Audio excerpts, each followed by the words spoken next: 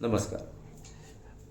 बिहार में चुनाव है और निरंतर 27 सालों से, है ना, वहाँ पे एक छत्र शासन करते आ रहे नीतीश कुमार के लिए तगड़ा एंटी इनकम्बेंसी फैक्टर है।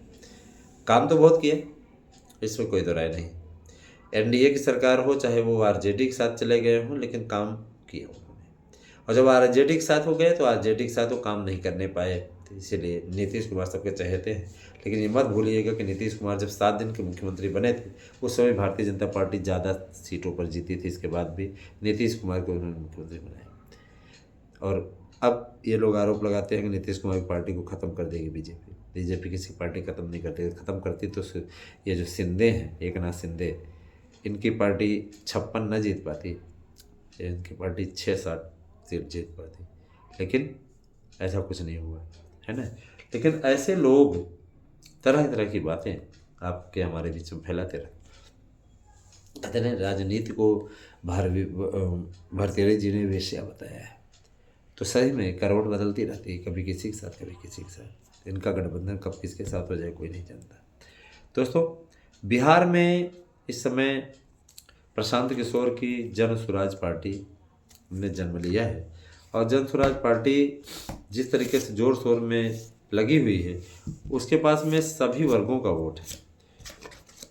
ठीक है, सवर्णों का तो एक मुश्त वोट बीजेपी को मिलता ही रहा है, हमेशा मिलता है।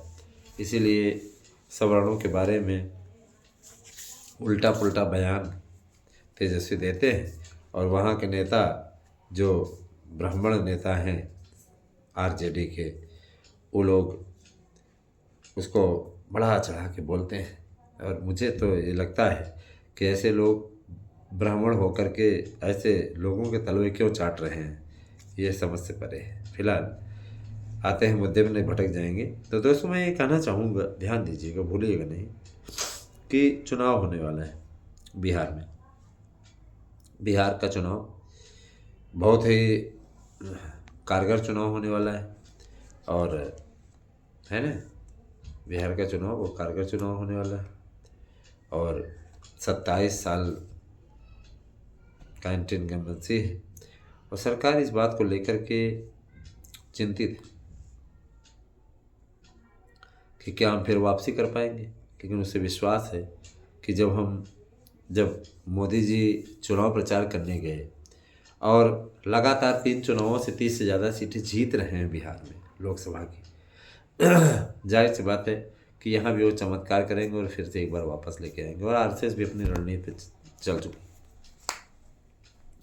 कहीं न कहीं घबराहट ज़बरदस्त तरीके से, और उस घबराहट का बेनिफिट मिलता दिखने लगा है।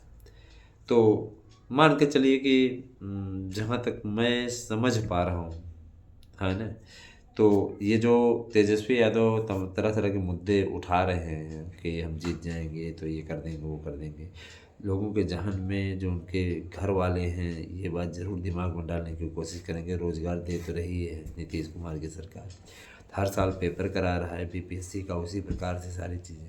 स्वरोजगार के लिए कितने अवसर पैदा किए। तुम्हारी बहन बेटियां सुरक्षित रहेंगी, है ना, तो नीतीश कुमार की सरकार में रहेंगी। अगर नीतीश कुमार हट गए मुख्यमंत्री के पद से, तो ये जो इनके बंदे हैं साधु यादव, तो बेटियां तुम्हारी घर से उठा ले जाएंगे, समझ लेना। और याद रखना कि रणवीर सेना जो बनी हुई थी, है ना, उस सेना ने कितने लोगों को मारा था, निर्दोष लोगों को, है ना। और याद रखिएगा, जिस तरीके का अपहरण उद्योग बन गया था तेजस्वी यादव के पिता लालू यादव राबड़ी के शासन में, वो वास्तव में बहुत ही दुखद था।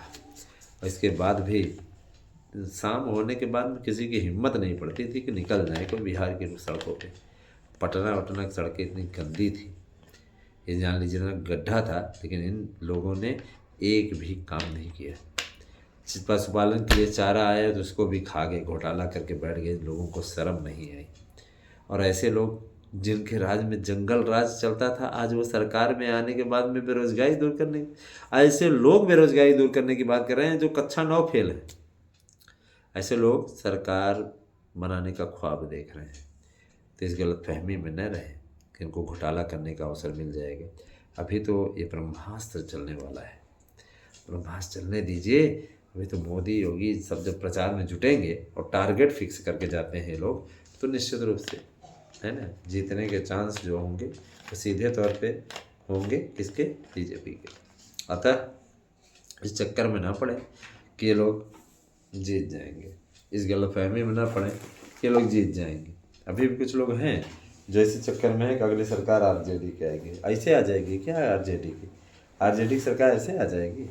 आरजेडी की गवर्नमेंट इसलिए भी नहीं आ सकती है क्योंकि देखिए इनके पिता के द्वारा किए गए ऐसे ऐसे कांड हैं जो आज भी लोगों के जहन में हैं, और ये भी लोग जानते हैं अच्छी तरीके से कि अगर ये सत्ता में आए तो इसके बाद में ये चुन चुन के बदला लेंगे। क्योंकि आप देखिए, ध्यान दीजिएगा, भूलिएगा नहीं कि जब ये आया था एक बार, ये मुख्यमंत्री 2 बार बना, तो इसकी भाषा क्या थी, किस तरीके से इस विपक्षी नेताओं के बारे में बोलता था, तो लोग ये सोच करके यार बंद हो जाते थे, कोई बात नहीं, जाने दो, ना पढ़े लिखे का असर है ना। तो ऐसे लोग ख्वाब देख रहे हैं, इधर वो ख्वाब देख रहे हैं, उधर उनका जीजा ख्वाब देख रहा है यहाँ उत्तर प्रदेश में, है ना। दोनों ख्वाब देखने में बिजी हैं और इस सपने में बन जाएंगे, कहेंगे कृष्ण जी आए हुए थे, हमें आशीर्वाद दिए कि तुम मुख्यमंत्री जरूर बनोगे, और बाद में रिजल्ट आने के बाद में धराशायी। तो यही इन लोगों के साथ होता है ना। कहते नहीं कि दोस्तों ख्वाब देखने में क्या जाता है, ख्वाब देखने में क्या जाता है, देखने दीजिए ख्वाब, है ना, होना तो कुछ है नहीं, जाहिर सी बात है।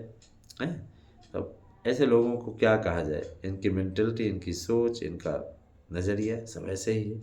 मैं आप लोगों से कहना चाहूँगा दोस्तों, है ना, समीक्षात्मक रिपोर्ट यहाँ पे मिलती रहेगी, लेकिन आप लोग वोट देने से पहले 20 बार सोच करके वोट दीजिएगा किसको वोट देना है। कम से कम आप सुरक्षित हैं, और अगर आप सुरक्षित हैं ना, तो मेरे विचार से आप कमा खा लेंगे।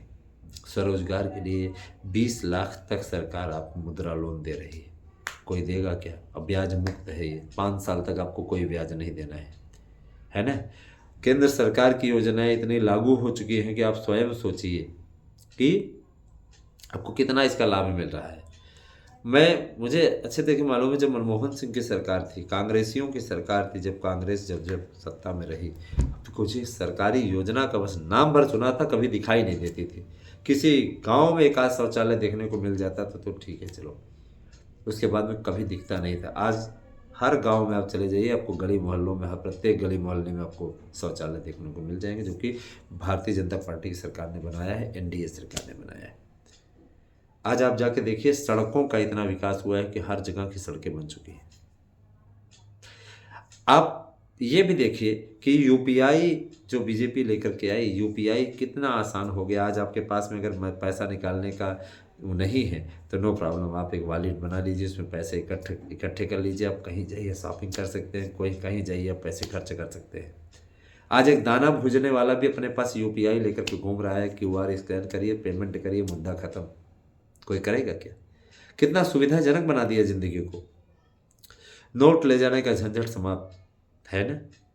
और इसके बाद भी लोग पानी पी पी करके कोसते रहते हैं मोदी सरकार ने क्या किया।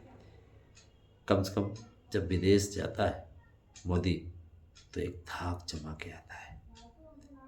वहाँ के सबसे बड़े राष्ट्र और सब संपन्न राष्ट्र अमेरिका का राष्ट्रपति कुर्सी खींचता है कि मोदी जी बैठिए, है ना, इज्जत बढ़ी है देश की। तो इसीलिए, है ना, ये भी अच्छी तरीके से जान लीजिए।